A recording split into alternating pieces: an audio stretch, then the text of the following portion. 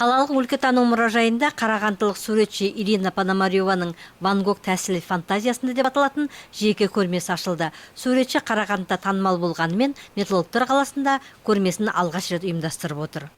В течение 10 лет она является, во-первых, постоянной участницей всех областных выставок. Өйткені ол 10 жылға жоқ облыстық көрмелерге өз туындыларын ұсынып келді. 3 мәрте өзінің жеке көрмесін өткізген. Айта кеткім келгені, ол арнайы білім жоқ суретші саналады. Соған қарамастан оның салған туындылары көрермендерін қашанда тәнті етіп келеді. Суретшінің жеке көрмесіне оның 36 жеке туындылар қойылған. Сонымен қатар бұл көрмеге ілінген шығармалар арасында тағы бір қарағандылық суретші салған туындылар қойылыпты.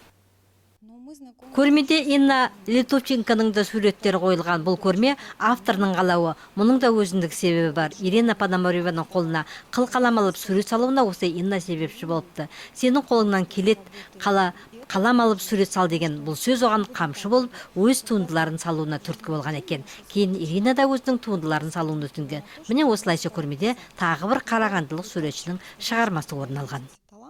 Қарағандылық суретшінің көрмесі 3 апта көпшіліктің назарына ұсынылады. Жеке көрмедегі туындылардың дені табиғатты суреттеу, пейзаждар, натюрморт стилінде салынған.